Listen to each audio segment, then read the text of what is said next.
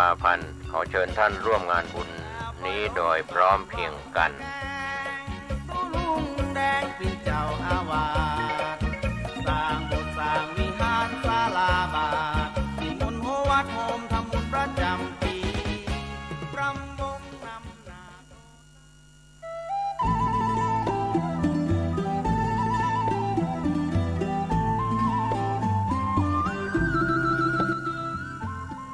ข่าวสารเพื่อการประชาสัมพันธ์ด้วยพลังพุทธานุภาพธรรมานุภาพสังฆานุภาพเทวานุภาพนาคานุภาพแห่งบรมครูบาอาจารย์ปู่ฤาษี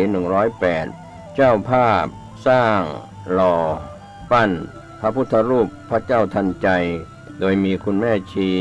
พจนาพรวิศีวรพัฒน์นางสาวสุนทรีวิศีปัตย์นางสาวยานทัศน์วิศีปัตย์พร้อมครอบครัววิศีวรพัฒน์ครอบครัววิศีปัตย์เชิญร่วมเป็นเจ้าภาพหล่อปั้นบรรจุหัวใจ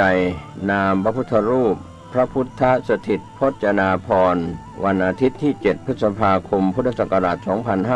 2566พิธีเริ่มเวลา 9:09 น.ร่วมสร้างบุญได้ตั้งแต่วันนี้เป็นต้นไป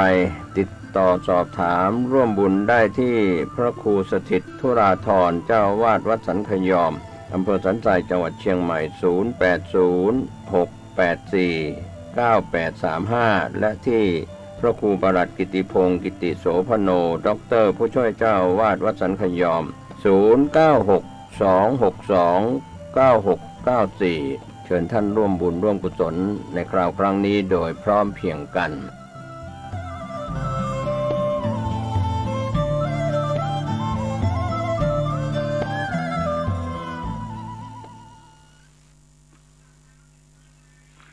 นะโม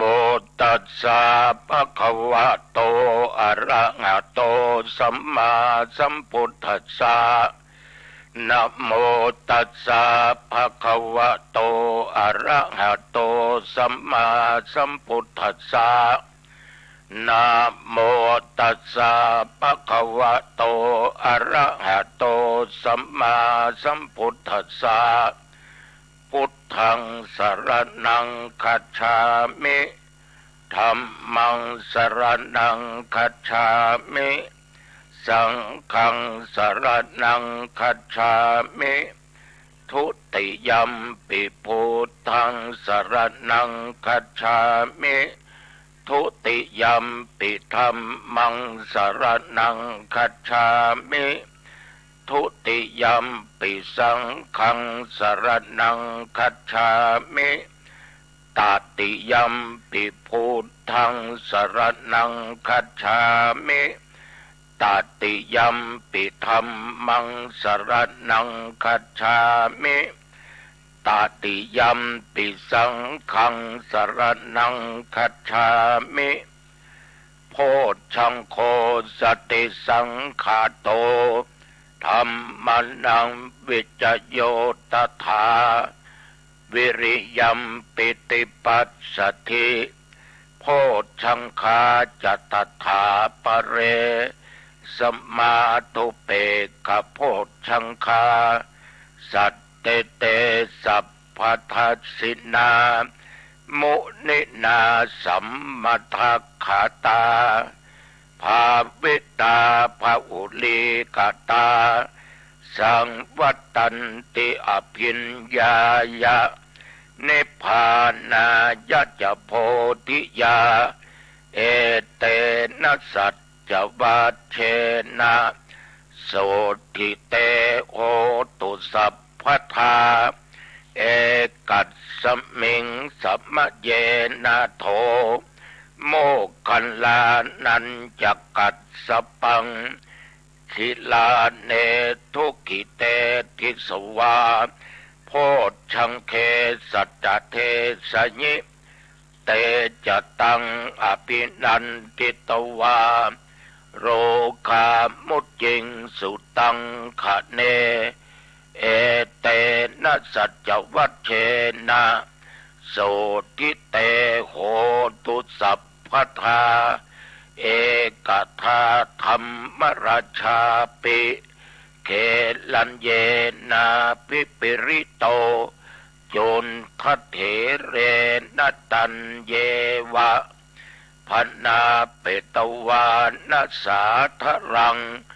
สัมโมติตวาจะอาพาธาตัมหาวุธาสิทานะโสเอเตนะสัจวัตเชนะโสทิเตโหตุสัพพทาปาอินาเตจะอาพาธาตินนันนัมปิมเหสินังมัคคาอัตตกิเลสาวะปัตตานุปติธรรมตังเอเตนะสัจวัตเชนะโสติเตโหตุสัพพทาขอพลังในการกล่าวบทสวดโพชฌังคปริตนี้โดยเอาพระพุทธพระธรรมพระสงฆ์เป็นสรณะที่พึ่งขอบุญบารมีที่ข้าพเจ้าทั้งหลายได้ตั้งใจกล่าวถึงบทสวดโพชฌังคปริตจงเกิดเป็นพลังขอให้สมเด็จพระเจ้าลูกเธอเจ้าฟ้าพัชรกิติยาภาขอพระองค์ท่านจงทรงหายจากอาการพระประชวรขอมีพระสุขภาพพละไมอันแข็งแรงได้มีพระชนมายุยิ่งยืนนานได้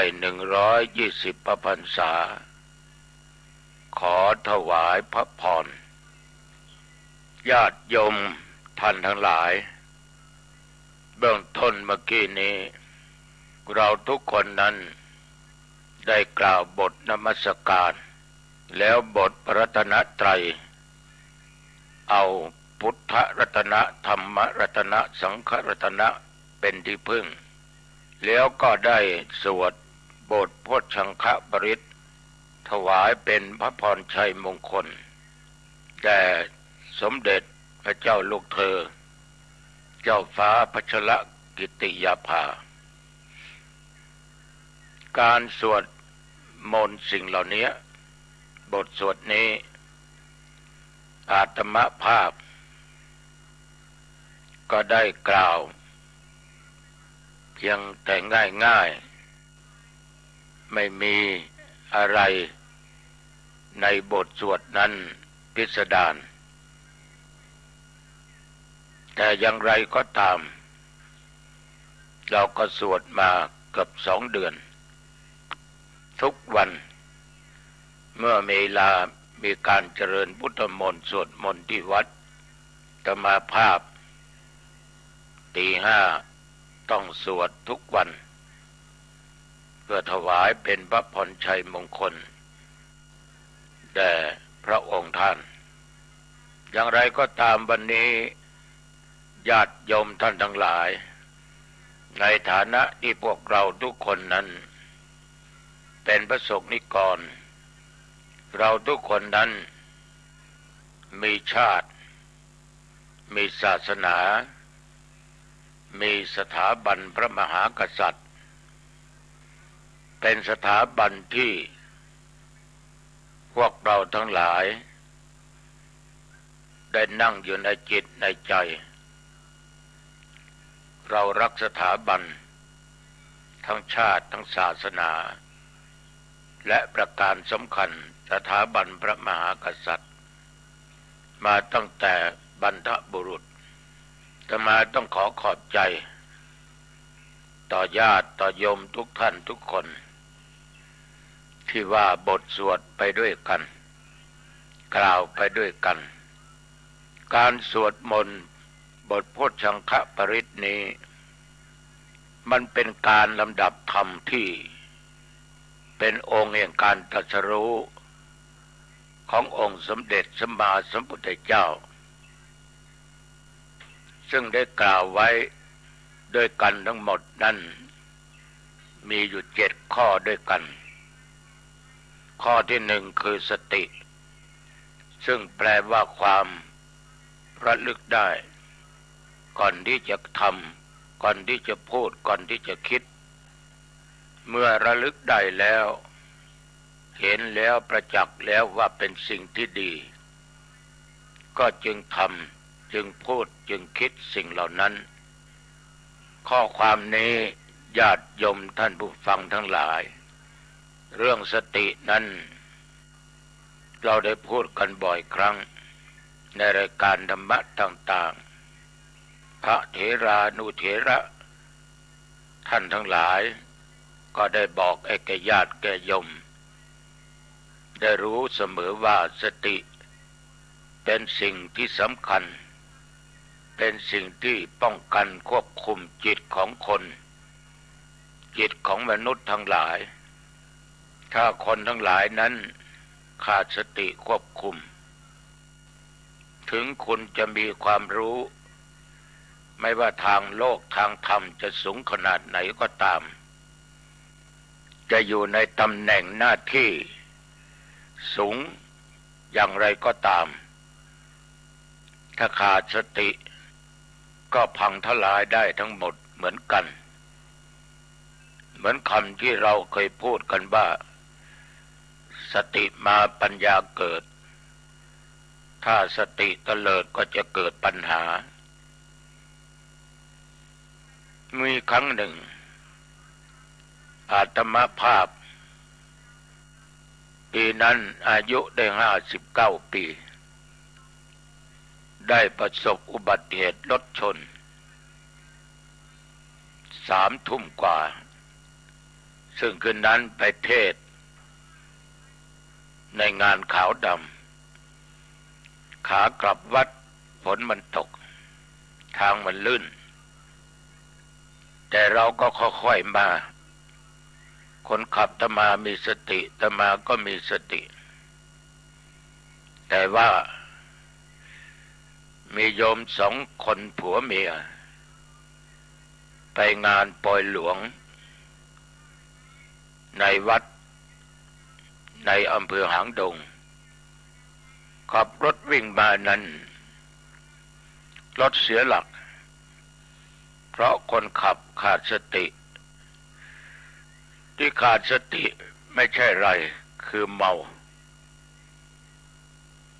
คนขับรถธรรมาภาพก็เบารถก็ยังมาชนจนได้จนธรรมาภาพต้องขาหักในหน้ารถที่อาตมานั่งนั้นโอ้มีเหรียญเกจิอาจารย์ดังๆหลายเหรียญด้วยกันแต่ก็ไม่สามารถป้องกันไม่ให้ขาหักได้แต่ก็ดีคุณเหล่านั้นยังป้องกันไม่ให้ถึงแก่ความตายจะมาไปนอนโรงพยาบาลมหาราชเชียงใหม่ก็มีพระสงฆ์ท่านบังดีนะโทรไปบอกให้หลวงปู่ทองหรือพระพรหมมงคลขณะนั้นท่านรับกิจนิมนต์ที่กรุงเทพรับทราบข่าวว่าอาตมาภาพประสบอุบัติเหตุหลวงปู่ก็นั่งเครื่องกลับมาเชียงใหม่พร้อมด้วยพระสงฆ์และญาติโยมมุ่งไปที่โรงพยาบาลตึกสงฆ์ชั้น 4แล้วก็ไปยืน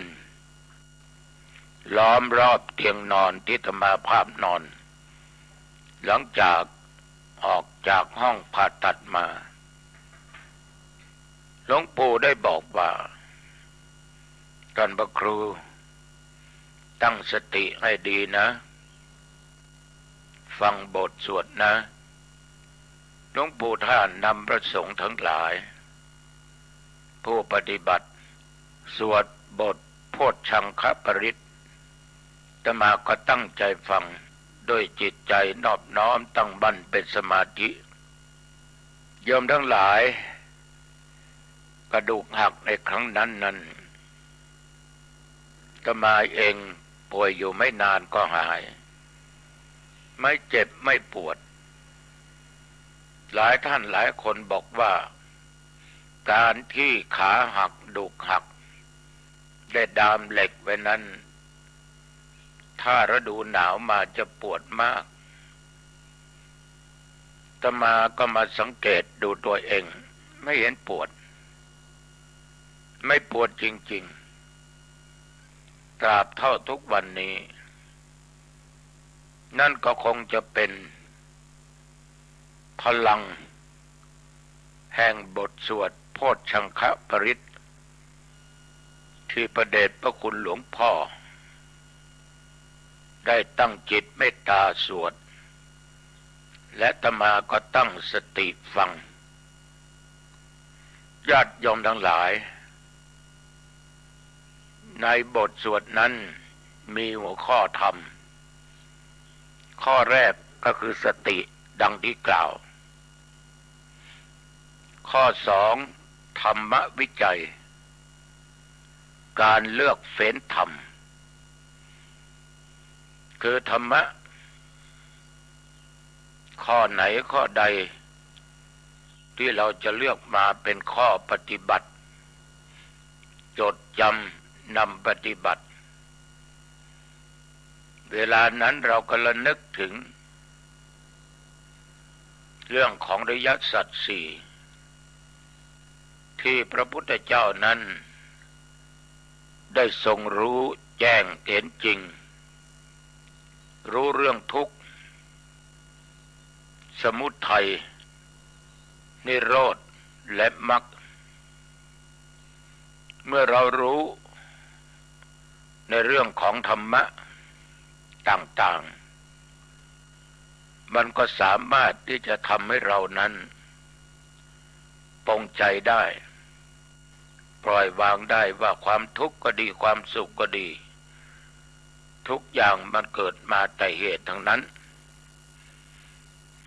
ทุกอย่างมันเกิดมาแต่เหตุนี่ก็เป็นธรรมะในโพชฌงค์อีกข้อหนึ่งเดี๋ยวต้องไปคิดว่าทุกอย่างนั้นล้วนแต่เป็นอนิจจตาเป็นของไม่เที่ยงเหมือนกับเรา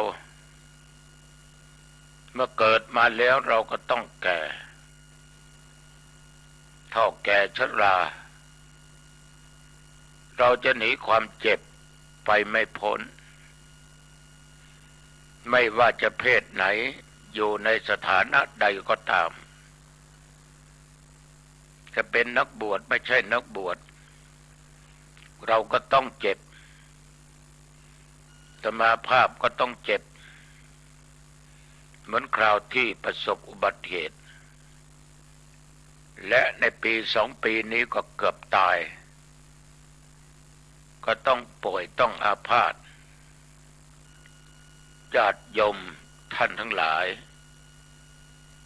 ก็แก่แล้วแล้วก็มีเจ็บเข้ามาฉะนั้นล้วนแต่เป็นอนิจจัง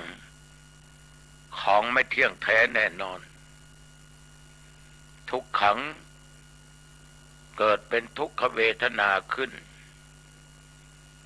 เพราะเราจะหลีกความทุกข์ไปไม่พ้นไม่ว่าคนไม่ว่าสัตว์ไม่ว่าเพศไหนเพศใดจะอยู่ในสถานะใดก็ตามเราจะหนีทุกข์ไม่พ้นตราบใดที่เราต้องเวียนว่ายตายเกิดอยู่ในวัฏสงสารนี้ฉะนั้นองค์สมเด็จพระสัมมาสัมพุทธเจ้าจึงคิดค้นหาหนทางแห่งการพ้นทุกข์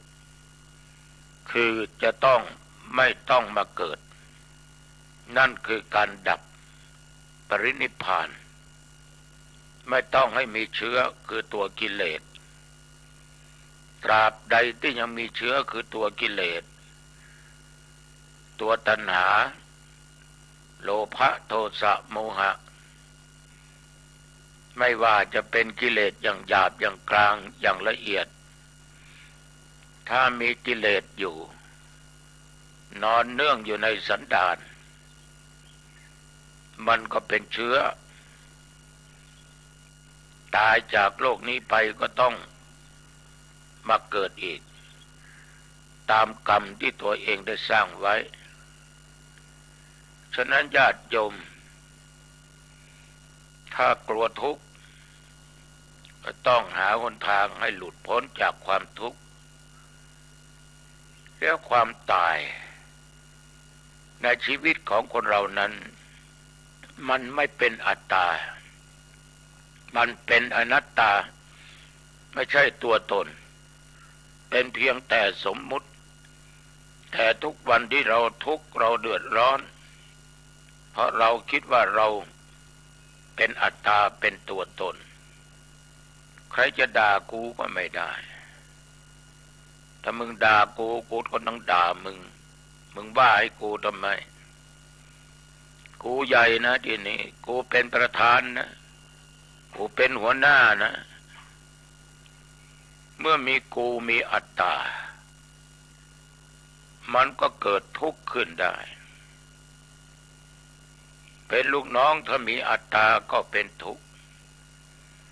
ในหัวหน้าอย่าว่าให้ผมนะอย่าว่าให้กูนะมึงอย่าว่าให้กูนะมึงอย่าคิดทำอะไรกับกูนะหัวหน้าก็เป็นกูเป็นมึงกูญาติโยมมันก็หนีพ้น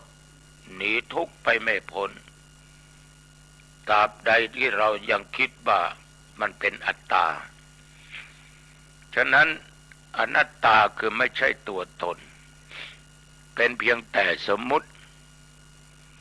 ถ้าเราสามารถเลือกเอาธรรมะเหล่านี้มาคิดได้มันก็สามารถบรรเทาทำให้สิ่งที่เกิดขึ้นได้นั้นไม่ว่าทางกายทางใจก็หายได้ข้อ3วิริยะคือความเพียรคนจะล่วงทุกข์ได้เพราะความเพียรอยากมีเงินมีทองมีข้าวมีของมีสัมปติต่างๆก็ต้องขยันมุมานะบักบั่นภาคเพียรอยากจะเป็นใหญ่เป็นโตทำการทำงานมีตำแหน่งหน้าที่แล้วก็มีปัจจัยมีเงินมีทองใช้อย่างสะดวกสบายก็ต้องตั้งใจเรียนต้องตั้งใจทำการทำงานนั่นคือเป็นความสุขชั่วคราวที่เราสามารถจะเสาะแสวงหาได้ในโลกแห่งใบนี้แต่จะให้พ้นทุกข์มันเป็นไปไม่ได้ต้องเพียรสร้างบุญกุศลสร้างความดีให้ทานรักษาศีลเจริญสมาธิภาวนานำเอาหลักธรรมที่พระพุทธเจ้าทรงสอนไว้ว่าสิ่งไหนจะนำให้พ้นทุกข์เราก็ปฏิบัติตามทุกอย่างนั้นจะสำเร็จผลได้อยู่ที่ความเพียรอยู่ที่ความมุมานะเหมือนพระสมณโคดมญาติโยมท่านทั้งหลายท่านได้บำเพ็ญเพียรมาหลายภพหลายชาติเกิดเป็นสัตว์เดรัจฉานก็เกิดเป็นคนทุกข์ยากจนก็เกิด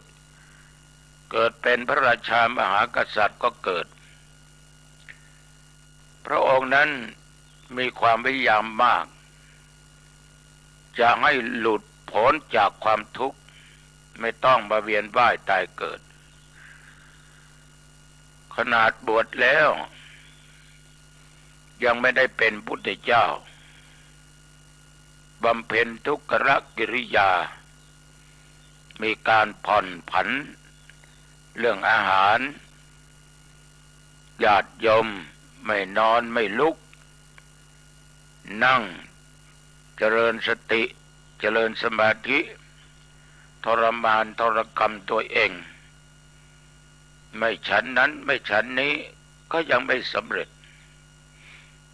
แต่พระองค์ก็ไม่ท้อถอยก็ตั้งอยู่ในวิริยะคือความเพียรในที่สุดญาติโยมก็จึงได้ตรัสรู้อนุตตรสัมมาสัมโพธิญาณเป็นพุทธเจ้าคนเราถ้ามีวิริยะทุกอย่างนี้ญาติโยมมันก็ประสบผลสำเร็จได้ดังที่เราคิดไว้ได้ถ้าเราตั้งใจทำฉะนั้นธรรมะข้อนี้ก็มีในบทโพชฌังคปริต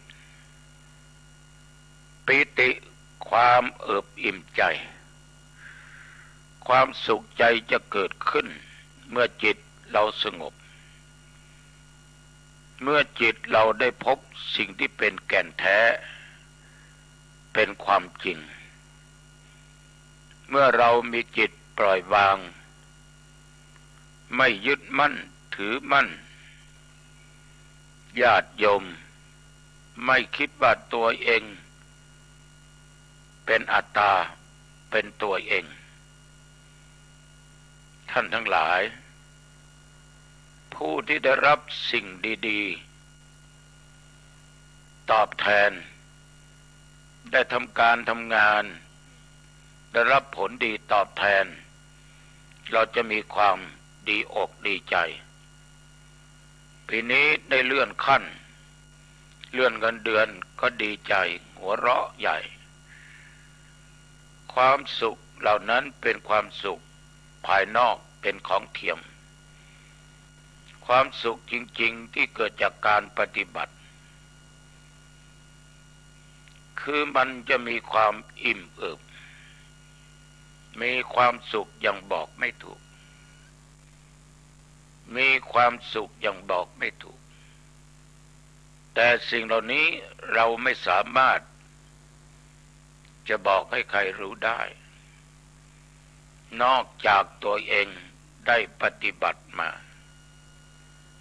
แต่การปฏิบัติตามหลักธรรมนั้นญาติโยมก็ไม่ได้หมายความว่าจะต้องนั่งหลับหูหลับตาอย่างเดียวนั่งขัดสมาธิอย่างเดียวการปฏิบัติธรรมนั้นขอให้เราละความชั่วที่เกิดขึ้นทางกายทางวาจาทางด้านจิตใจทำความดีทางกายวาจาใจทำจิตใจให้สดใสสะอาดสว่างสงบใจนิ่งในจิตในใจใสสะอาดมันจะมีความสุขก็พบเห็นครูบาอาจารย์ญาติโยมบางท่านบางคน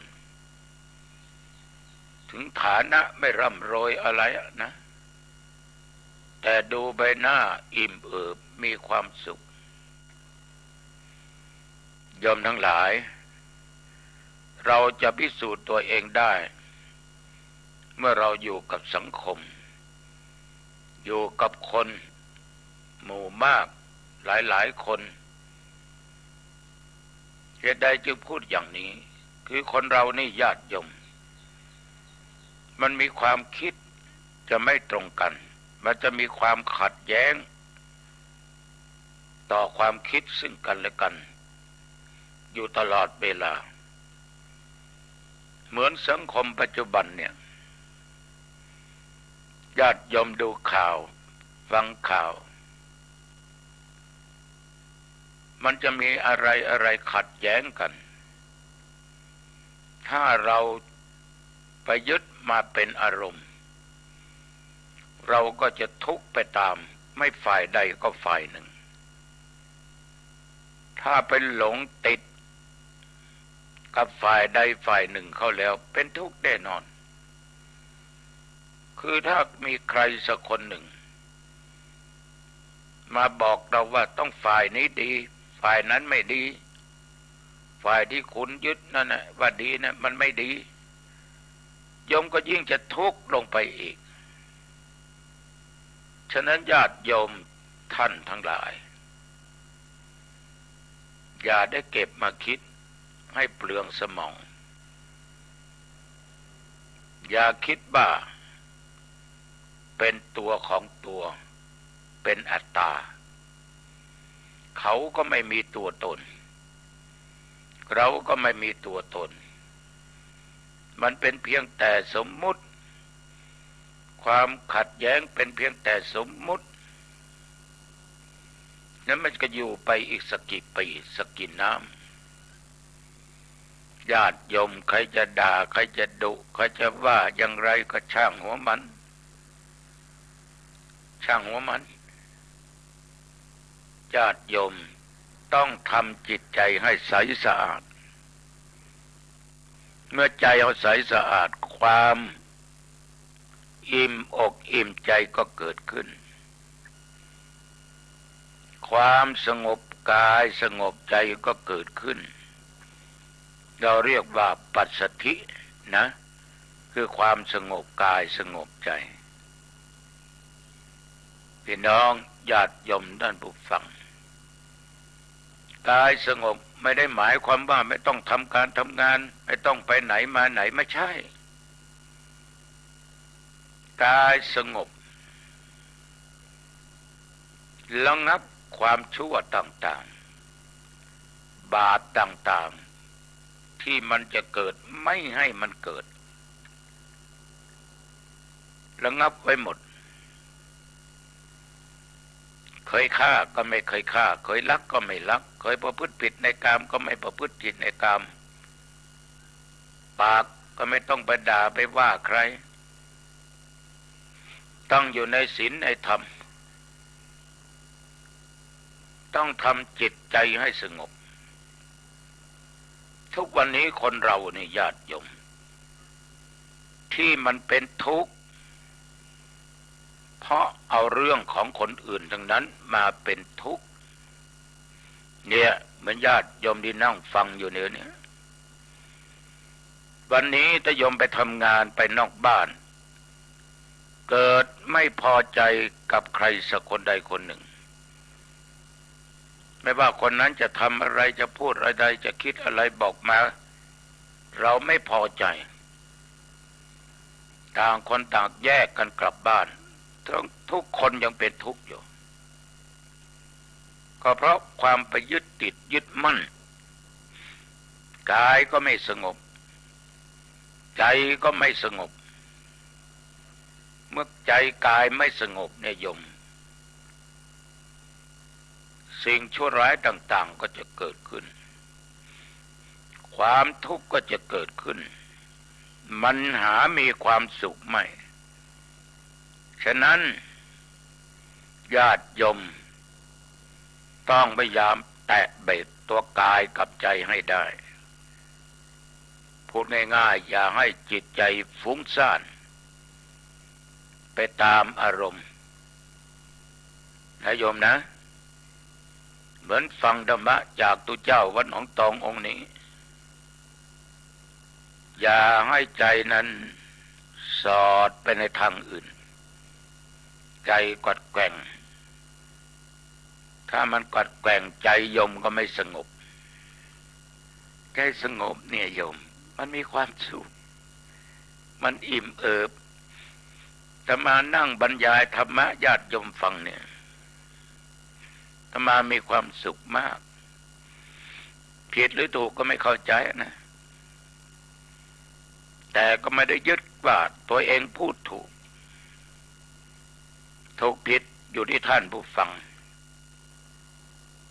เพราะท่านได้ฟังถ้ามีอะไรขัดแย้งกันขึ้นโดยยึดว่ากูไม่ฟังมึงพูดไม่ถูกก็เป็นทุกข์ฟังแล้วเราใช้สติใช้ตัวปัญญาตรึกตรองมันไม่ถูกเราก็ไม่เก็บไปสิ่งไหนมันถูกต้องเราก็เก็บสิ่งเหล่านั้นไปใจเราก็สงบไม่ต้องคิดมากนะญาติโยมนะและตัวสำคัญที่สุด ในโพชฌังคปริตคือสมาธิคือความตั้งจิตมั่นจิตไม่หวั่นไหวไปตามกระแสอารมณ์อันจะเกิดขึ้นทางตาทางหูทางจมูกทางลิ้นทางกายและธรรมารมณ์ต่างๆคนเราทุกวันนี้ถ้าจิตฟุ้งซ่านเนี่ยเพราะอารมณ์ที่ชอบก็ทำให้เราเป็นทุกข์ที่เราไม่ชอบมันก็ทำให้เราเป็นทุกข์และโยมอาจจะถามย้อนว่าถ้าอย่างนั้นทำยังไงไม่ให้มันเป็นทุกข์อาตมาได้บอกตั้งแต่เบื้องต้นว่าเราฟังเราทำเราอะไรก็ตามต้องมีตัวนี้คือตัวสติและตัวปัญญาตาเห็นรูปหูได้ยินเสียงลิ้นได้ลิ้มรสกายได้สัมผัสญาติโยมท่านทั้งหลายถ้าเราได้สัมผัสสิ่งอะไรก็ตามชอบหรือไม่ชอบก็ต้องถือตัวอุเบกขาคือความวางเฉยความวางเฉยนี่ญาติโยมไม่ใช่เฉยเมยคือเราไม่ยึดติดยึดมั่นในสิ่งเหล่านั้นไม่ยึดมั่นในสิ่งเหล่านั้นแต่ว่าจิตใจเราตั้งมั่นในสิ่งเหล่านั้นในสิ่งที่ดีๆญาติโยมจิตจะตั้งมั่นได้นั้นต้องระวังอารมณ์ต่างๆเมื่อเรานั่งสมาธิเนี่ย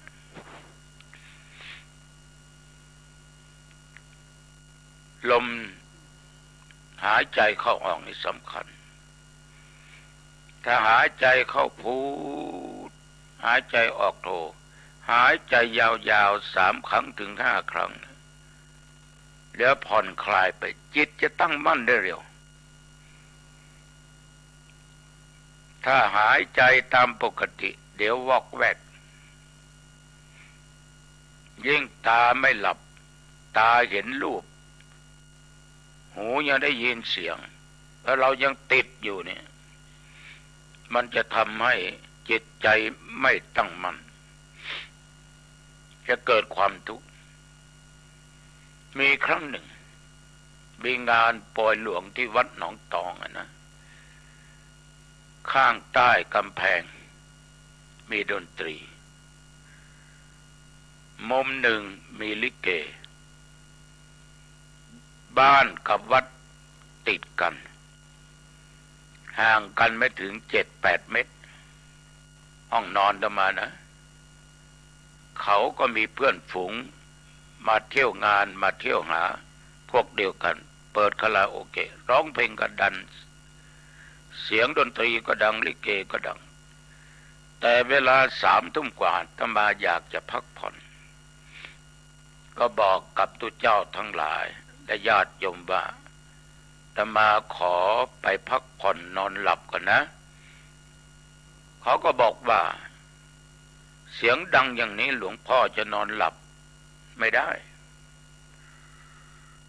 ญาติโยมอาตมาถึงห้องก่อนจะเข้าห้องก็เข้าห้องน้ำเรียบร้อยเข้าห้องนอนอาตมาคิดอย่างเดียวว่าเราจะพักผ่อนเสียงมันจะดังขนาดไหนจนกระจกนี่ลั่นอาตมาว่าเดี๋ยวมันก็หยุดไปเองในที่สุดอาตมาก็นอนหลับตื่นมาอีกทีเสียงดนตรีเสียงลิเกเสียงอะไรเขาร้องเพลงคาราโอเกะไม่ได้ยินเพราะจิตใจเราไม่ได้ไปจดจ่อใจเราตั้งมั่นมีสติควบคุมสมมุติลงไปนอนเมื่อไรเขาจะหยุดเมื่อไรเขาจะหยุดคิด เมื่อไรเขาจะหยุดเกิดความรำคาญขึ้นเสียงดังเข้าหูญาติโยมดีไม่ดีจะลุกออกจากห้องมาดีไม่ดีปากโป้งไปว่าให้เขาอะไรจะเกิดขึ้นก็ท่านขึ้นหลับยังไม่หลับเดี๋ยวเสียงจะสวนกันไปสวนกันมาฉะนั้นมันอยู่ที่จิตใจเราตั้งมั่นเรามีสมาธิควบคุมมันไม่มีปัญหาหรอกโยมบางท่านบางคนนี่หมาเห่าชาวบ้านเดือดคุยกันดังนอนไม่หลับโกรธอาฆาตพยาบาทเป็นฟ้องเป็นร้องกันก็แสดงว่าจิตใจเรานั้นไม่ตั้งมั่นไปยึดเป็นอัตตาเป็นตัวเป็นตนเป็นเราเป็นเขาอย่างนี้ญาติโยมมันต้องใช้หลักธรรมอุเบกขาคือความวางเฉยเหมือนเมื่อกี้เนี่ยอาตมาคิดว่าเดี๋ยวเขาก็ต้องหยุดเองเราอยากจะหลับเราก็หลับตื่นมามันก็หยุดจริงๆมันไม่มีปิดหูปิดตาญาติโยมปิดอารมณ์ต่างๆที่มันจะเข้ามาสู่ในทางด้านจิตใจของเราต้องระงับสิ่งเหล่านี้ให้ได้ฉะนั้นท่านทั้งหลายในบทสวดโพชฌังคปริตนี้โบราณอาจารย์นำมาสวดเป็นพระประดิษฐ์มาสวดเพื่ออะไรเพื่อป้องกันคุ้มครองไม่ให้เกิดโรคภัยไข้เจ็บมีเรื่องมีราวอยู่ในมหาวานวรรคว่าที่ปรากฏอยู่ในพระสูตร3 พระสูตรคือพระมหากัสสปะโพชฌังคสูตรและมหาโมคคัลลานะโพชฌังคสูตรพระมหาจุนทะโพชฌังคสูตรที่กล่าวถึงเหตุการณ์ทั้ง3 ครั้งด้วยกันนี้คือมันมีเหตุญาติโยมเมื่อครั้งหนึ่งพระมหากัสสปะท่านอาพาธหนักนะอยู่ในถ้ำพระพุทธองค์ได้เสด็จไปทรงเยี่ยมพระมหากัสสปะญาติโยมพระพุทธองค์ก็ได้ตรัสบทโพชฌงค์7 ประธานให้แก่พระมหากัสสปะได้ฟังจนจบเมื่อพุทธองค์ตรัสบทสวดโพชฌงค์7จบเรียบร้อยพระมหากัสสปะก็หายจากอาการอาพาธมหาโมคคัลลานะอาพาธเป็นไข้หนักอยู่บนเขาคิชกูฏพระพุทธเจ้าก็เสด็จไปทรงเยี่ยมพระมหาโมคคัลลานะก็ตัดบทโพชฌงค์7ประทานให้เช่นเดียวกันญาติโยมพระมหาโมคคัลลานะก็หายจากอาการอาพาธนั้นส่วนอีกครั้งหนึ่งพระศาสดาเองก็ทรงประชวรหนักนะไม่ต้องไปโรงพยาบาลเหมือนกับพวกเราพระมหาจุนทะได้เข้าไปเฝ้าเยี่ยมอาการประชวรทรงโปรดให้พระมหาจุนทะเถระสวดบทโพชฌงค์7ถวายเมื่อพระมหาจุนทะสวดจบอาการพระประชวรนั้นก็หายหลวงปู่มีครั้งหนึ่งท่านทำบุญอายุวัฒนมงคลถ้ามาจำได้ติดตา หลวงปู่ไม่มีซุ้มสืบชะตานะแต่วันหนึ่งนี่หลวงปู่ก็เรียกเข้าไปหาแล้วเอาแผ่นกระดาษให้เป็นบทสวดโพชฌงค์ทั้ง3 บทบอกว่าให้นิมนต์ท่านทั้งหลายที่นั่งอยู่ใน7-8 องค์มาสวดให้หน่อยหลวงปู่นั่งอยู่บนแท่นอาสนะอาตมาทั้งหลายองค์นั่งล้อมรอบก็สวดบทโพชฌงค์ให้แก่หลวงปู่คราวนั้นหลวงปู่ยิ้มอิ่มเอิบพอใจเป็นอย่างมากก็อยู่มาได้จนหลายปีหลายพรรษานะญาติโยมท่านผู้ฟัง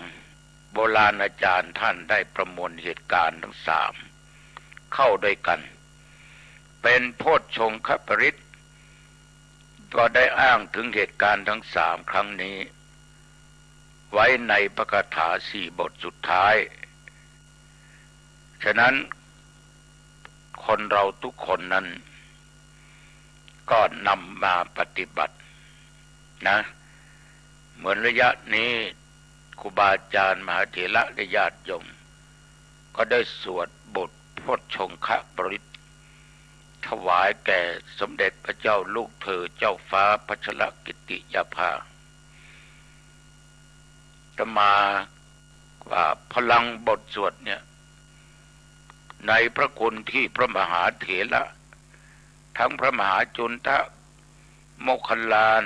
กัสสปะและพระพุทธองค์นั้นได้สวดมาได้ผลมาแล้วคงจะเกิดผลขอให้สมเด็จพระเจ้าลูกเธอเจ้าฟ้าพัชรกิติยาภาได้ทรงหายจากอาการพระประชวร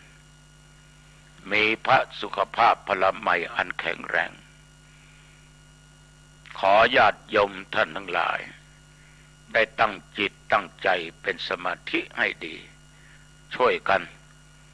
นะโยมนะเพื่อพระองค์ท่านอาตมาก็ได้ปฏิบัติมาด้วยตนเองตลอดตั้งแต่ตี 5อาตมาก็เริ่มแล้วถ่ายทอดสดอีกวันนี้จึงนำเอาบทโพชฌงคปริตนี้มากล่าวพูดกันง่ายๆไม่ต้องมีวรรคมีตอนอะไรมากนะแต่เอาพระรัตนตรัยเป็นสรณะที่พึ่งกล่าวคำนมัสการนอบน้อมต่อพระรัตนตรัยก็ขอฝากไว้กับญาติกับโยมทั้งหลายลองนำไปคิดพิจารณาก็แล้วกันเอาละเห็นว่าเป็นเวลาพอสมควรเข้าบ้านมาปิดประตูบ้านขึ้นบ้านปิดประตูหอเรือนหน้าต่างให้เรียบร้อยญาติโยมก็อาบน้ำแต่งตัวใส่ผ้าเสียก่อนจะอาบน้ำจะทานอะไรก่อนก็ได้แล้วเก็บของมีค่าไว้อย่างดีของไหนที่โยมจะใช้พรุ่งนี้ก็เก็บไว้ที่เห็นได้จะแจ้งเห็นได้ง่าย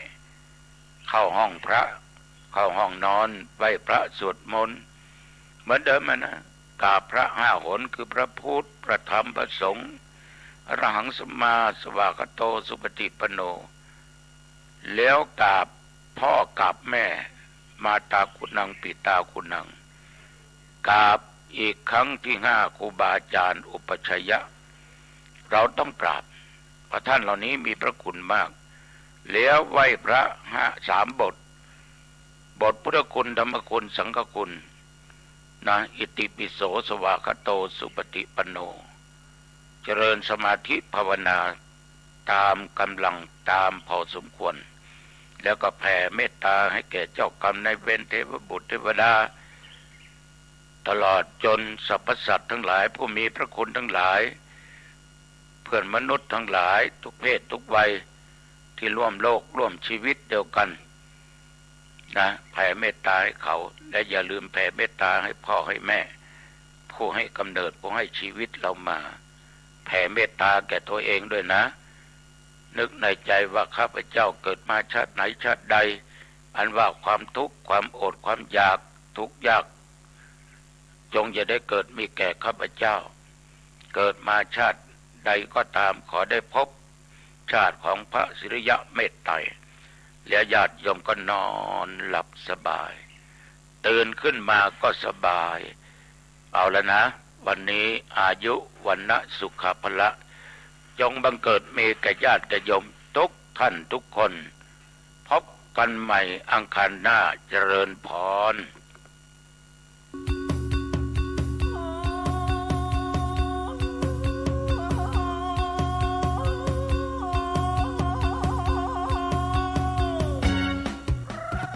ข่าวสารเพื่อการประชาสัมพันธ์ขอเชิญชวนศรัทธานักศิลนักบุญทั้งหลายร่วมทำบุญฉลองถาวรวัตถุและเสนาสนะปล่อยหลวงฉลองสมโภชการก่อตั้งวัดวังสิงคำครบ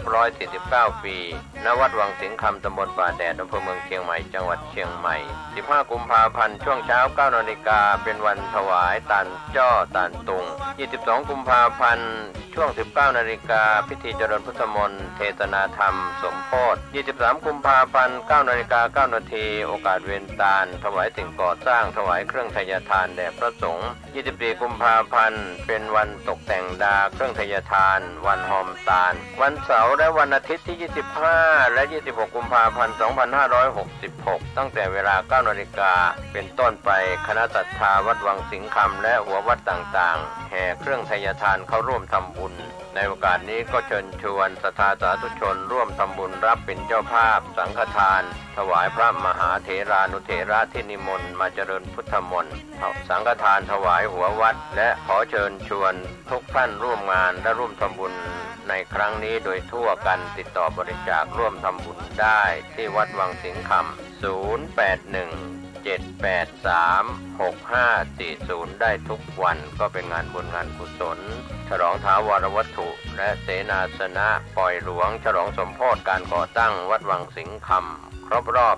149 ปีณวัดวังสิงคำตำบลป่าแดดอำเภอเมืองเชียงใหม่จังหวัดเชียงใหม่15 กุมภาพันธ์ถึง 26 กุมภาพันธ์ขอเชิญท่านร่วมงานบุญนี้โดย